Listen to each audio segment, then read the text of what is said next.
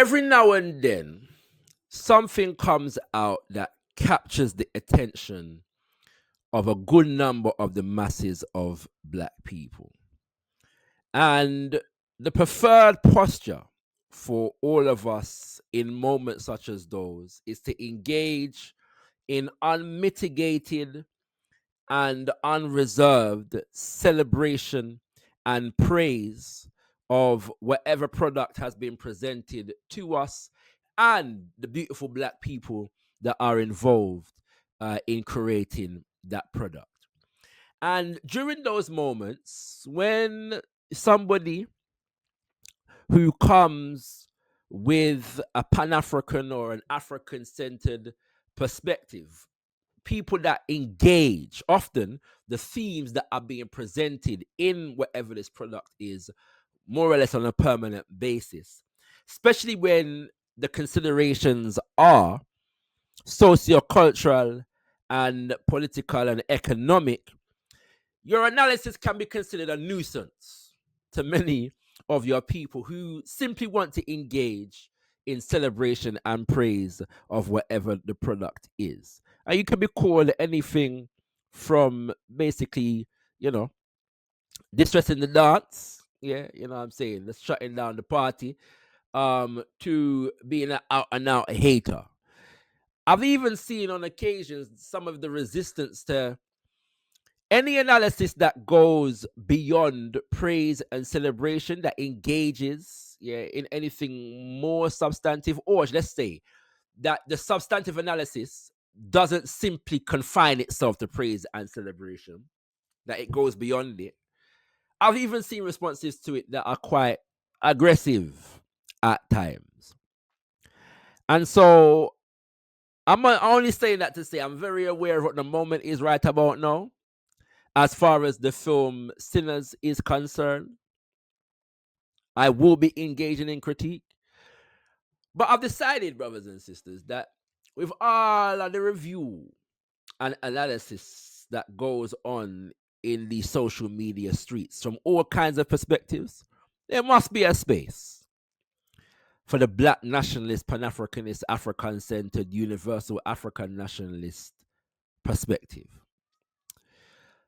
So we're going to engage in some of that today. Who want vex, vex.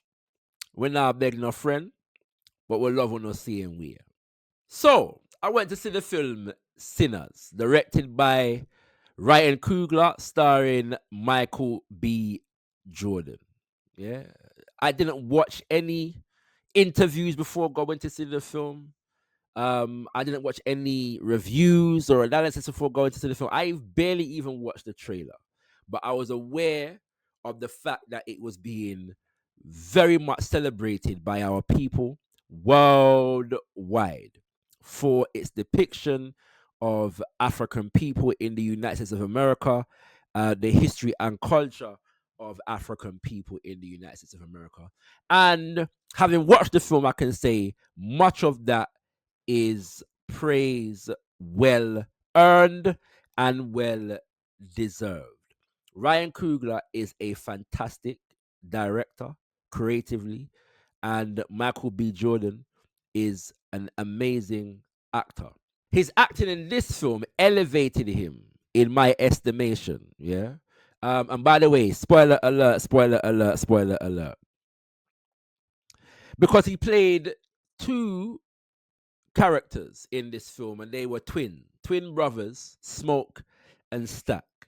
And as the film was developing, it didn't take me too long to, without really even thinking about it, know which of the brothers was being depicted at any point, whether they were together or whether they were separated. And this was, in truth, aided by some skillful wardrobe decisions. Shout out to the wardrobe department. At the same time, credit must be given to Michael B. Jordan for how well he acted out those distinct characters. It must have taken a long time, and it must have been a significant effort. So shout out to Michael B. Jordan and Ryan Coogler for pulling that off. And that particular dynamic is representative for me of the first part of the film. the way the film built up, the levels of the character development, how they set the scene and the context for the film was beautiful and was powerful. The in that regard, the character of Delta Slim stands out for me in terms of embodying the significance of blues as a tradition. Yeah. And then within that context, the relationship between Delta Slim as an elder blues warrior and Preacher Boy, yeah, as the young up and coming blues warrior. Their dynamic was able to bring out the beauty and the power of blues, not just as a musical expression, but as uh, a product of the experiences of Africans in America, whether it was related to the church, whether it was related to enslavement, and other forms of white oppression in the United States of America, and African people having to deal with and address those dynamics. That was all very well related to what becomes known as the blues. Yeah. And I'm a fanatic for black music in general, and so I love those kind of explorations. And it just built up the film very very well as each character was introduced, including the two Chinese migrants to the United States of America, and so on. It built up excellently well. Yeah. And even the issue of the sharecropping, you know, the character, I forget the character's name, Cornbread. Yeah. And how that the issue of the sharecropping was brought in, you know, that it built up. The point I'm making is that the build up of the film in the first half was brilliant. So brilliant, in fact, that a significant way through the film, I didn't have a definitive inclination as to where the hell this was going, and I did not mind. Yeah, I was ready and willing to go on whatever ride this film took me. Special shout out to my favorite character in the film, Miss Annie. Yes, indeed. I just want to say, Miss Annie free for root work and hoodoo me anytime. Hey, babes. But much has been made of Miss Annie and Smoke's relationship, and it was a beautifully depicted relationship. You know, the love between them, the intensity of the love between them, together with the intensity of the pain that they share for having lost a child. Much has been made of her aesthetic and the fact that a woman of her aesthetics, her beautiful aesthetics, doesn't often is not often depicted as a love interest, especially juxtaposed to somebody like Michael B. Jordan. And so I understand the significance of that. But yeah, her character for me was a powerful, beautiful character. And we're gonna come back to that in a second. Miss Annie is a root worker, hoodoo conjure woman. And so one of the things that I did see, even though I didn't watch the interview or nothing like that before the film, one of the things that did come across my purview was the fact that there were some Christians, particularly black Christians, who were calling the film demonic, and were vexed that the film was suggesting, according to them, that Jesus and Christianity is not the way to solve the spiritual problems that became evident when the vampires entered the scene. And this was very interesting to me, yeah, especially now having watched the film. But I'm going to come back to that before I actually, give my analysis of what that means in the context of the film. Permit me to just say this: the tone deafness of some black Christians can amaze me sometimes. People in Abrahamic religions in general.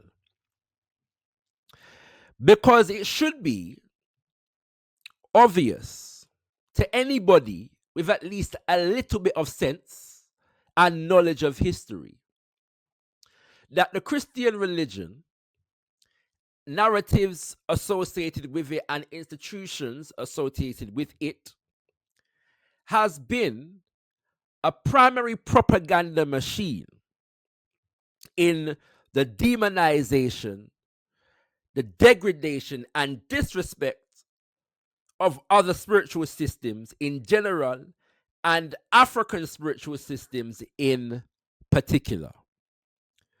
That every single African spiritual system has been negatively judged by the Christian religion.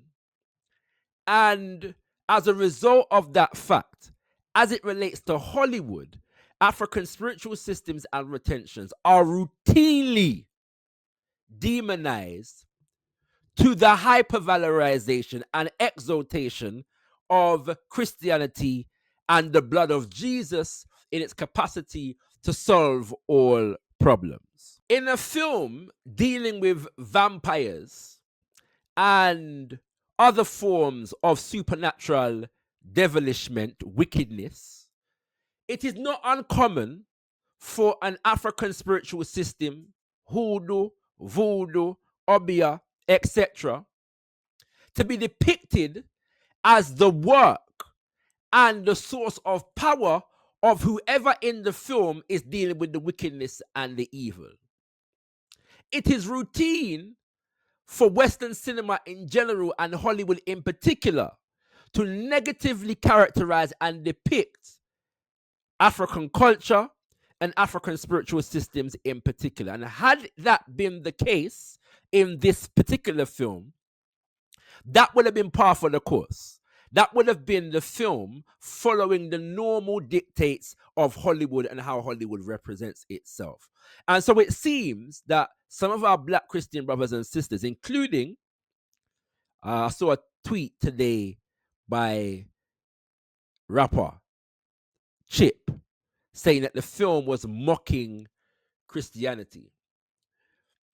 It seems to be the case that at least in this respect, the film gave pride of place to an African spiritual retention in root work hoodoo, and that affected the pride of place that is usually given to Christianity. And for that in that way, at least the film went against general Hollywood norms, and now, as a result of that, some of our Christian brothers and sisters are vexed. It's very, very interesting to me that some of our Christian brothers and sisters are vexed. Like I said before, all our vex. Yeah. And if dignity is being restored to our indigenous African spiritual systems in the context of a film such as this, so be it. All right. So now, all of that good build-up culminates in this scene whereby Smoke and Stack open their juke joint. The people enter for your party.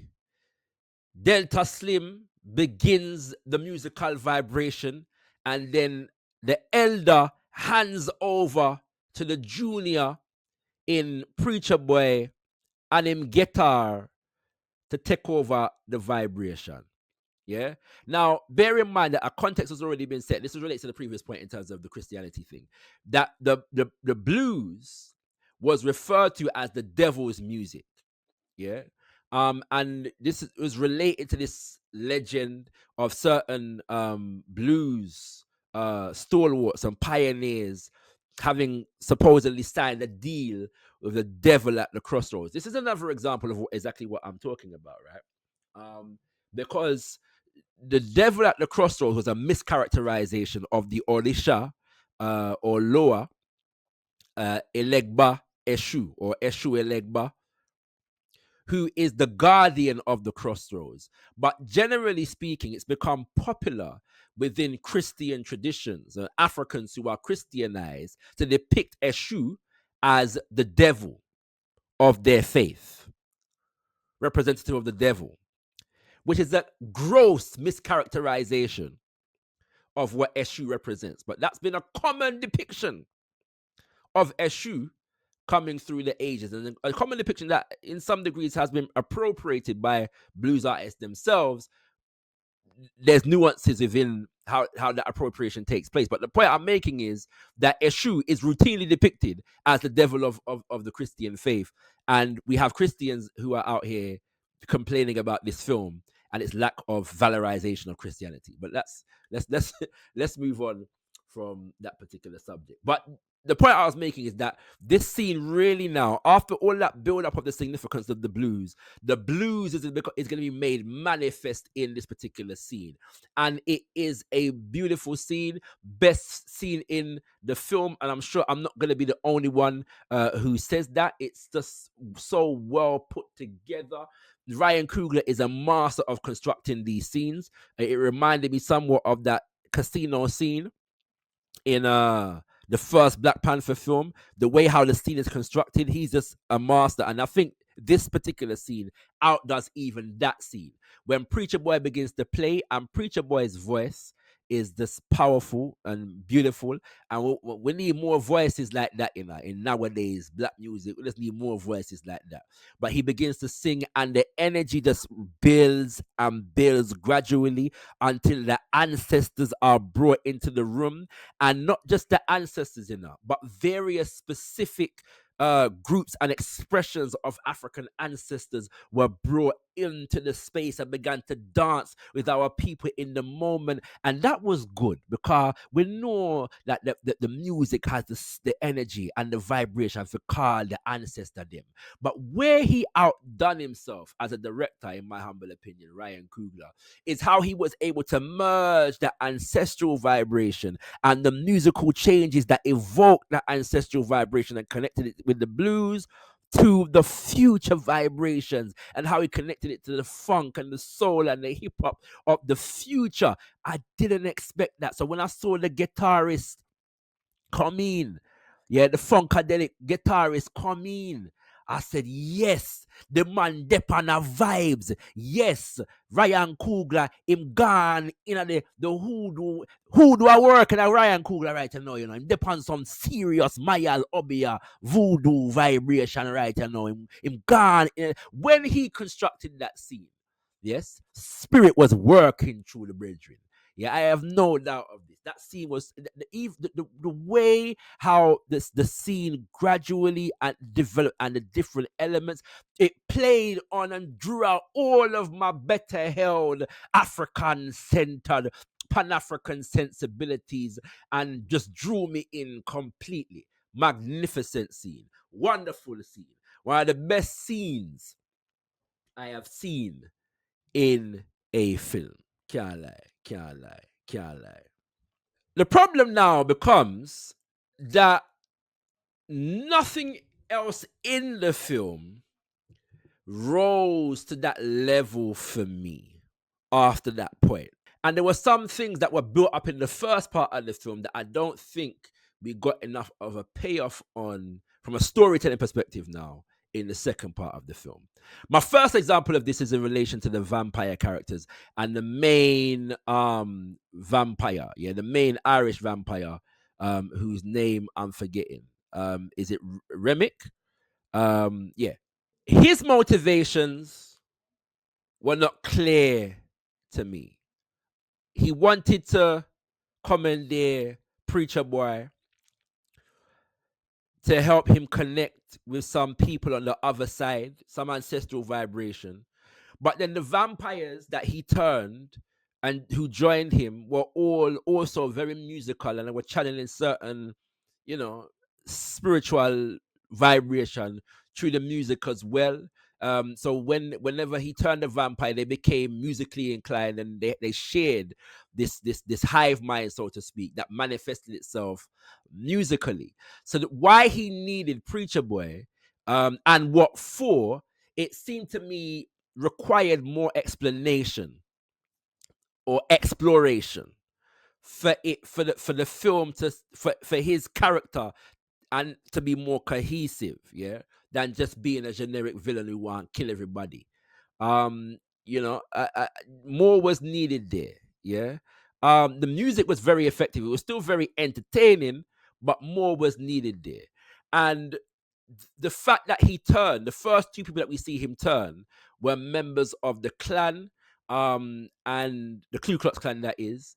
And he was an Irishman migrant to America, and that whole relationship between the Irish and America, and there was a lot being explored there that I think was just being touched on for reference purposes. I don't know where that was trying to go necessarily, but it's all good to explore those things. And I'm always, from a black nationalist perspective, I'm always wary when we try to situate the Irish next to we, as though they weren't involved in the enslavement and colonization of African people. But that's another subject for another time. Yeah. So that's one element of a critique that I have, just in terms of character development.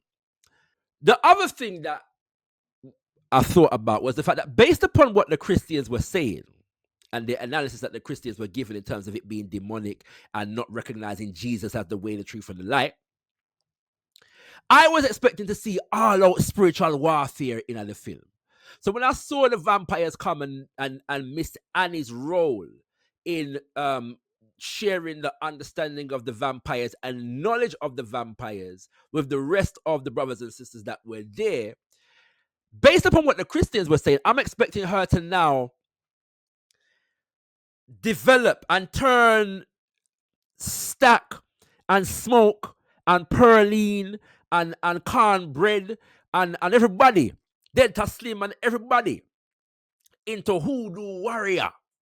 Yeah, ready for the buckle with the vampire them. That's what I was expecting, based upon the extent of the Christian backlash to this film. But that's not really what happened.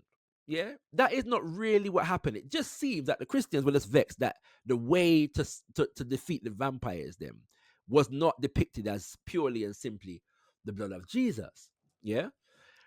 I would have expected either what I've just explained, or the idea that Smoke and Stack and Miss Annie and Pearline and the rest of them decided to try the Bible and various different ways of dealing with vampires that are common in Christianized depictions of how to address these things. And that didn't work. But then Miss Annie come now with the root work, and it worked. I was expecting at least that. Neither of those things happened. And then in analyzing and reviewing the film now, I came to the conclusion, but you know what? It would have been a better film if that is what happened. The deepest extent of our immersion into the music of the film came in that scene. Yes. With Preacher Boy and the Ancestral and the Descendants dancing, vibration. But the role of the music in the two sides of this battle also, for me, could have used more exploration, because this whole thing is about the vampires them trying to kidnap Preacher Boy and bring him into their fold because of the unique power of his expression, the unique power of his voice, the unique power of his playing, and its impact, its ability to impact the communication between this physical earthly existence and the spiritual realm. Yeah. What Preacher Boy's unique gift was not fully explored for me. The connection between, because both of these guys are musical. They're both using music as a means for channeling their spiritual energies and their intentions. So why that doesn't make more manifest itself in the battle between them, you know, it just required more exploration for me. Yeah. And the interesting thing is that is entirely possible if we take Annie's character into consideration.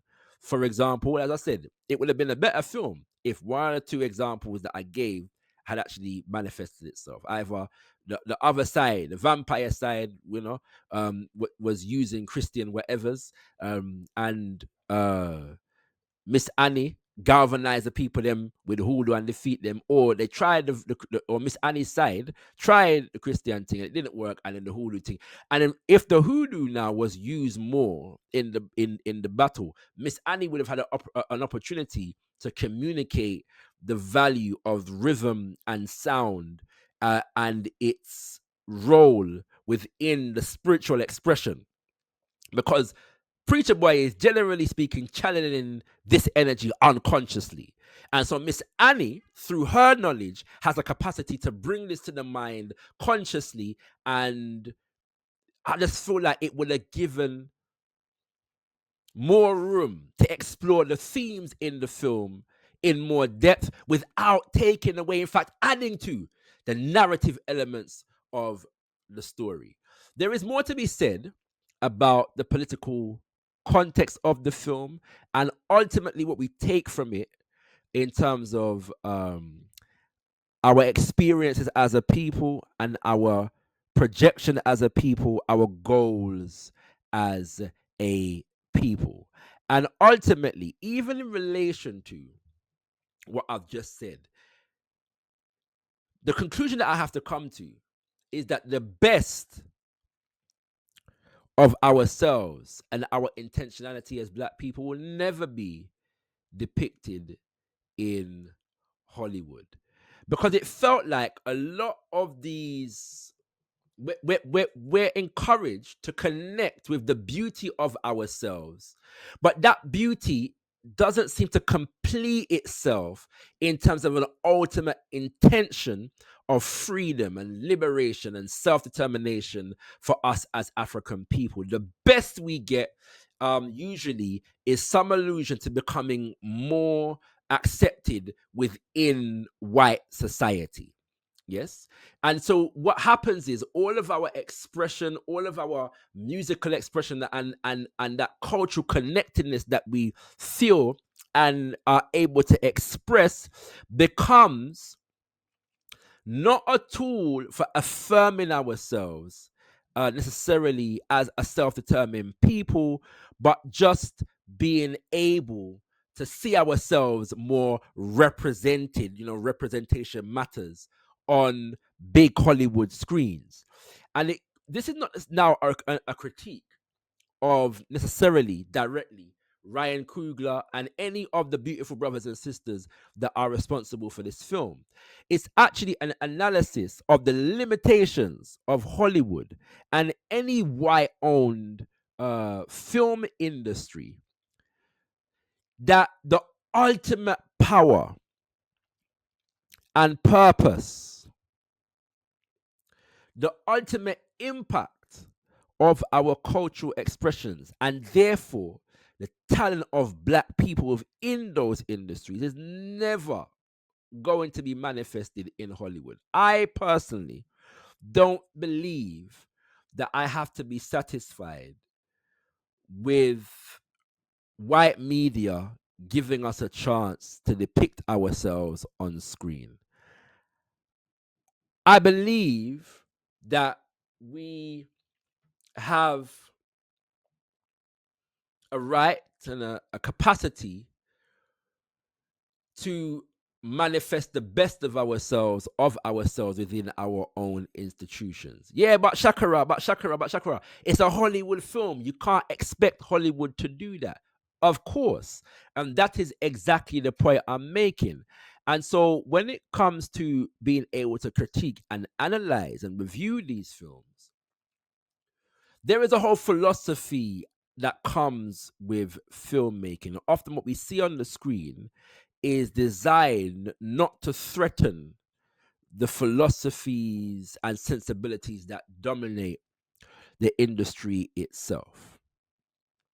And what I am saying is that at this stage of our development, where we don't have a mass Pan-Africanist, African-centered film industry, the very least that we can do is critique these films from that revolutionary Pan-African point of view and perspective, African-centered point of view and perspective, because it is those ideas that are going to go into making the industry that we want to make when indeed we do make it. There's more I could say, but I'm going to leave it there for today. Hope ones and ones have taken something from this brief conversation. Tendai Mwali, we thankful unto the Mother, Father, creative life force of the universe. Kozai Mzimu Mukuro, we give praises unto our great ancestors. Abibi Tumi, Abibi Fahodie, African power and African liberation for all African people. Share.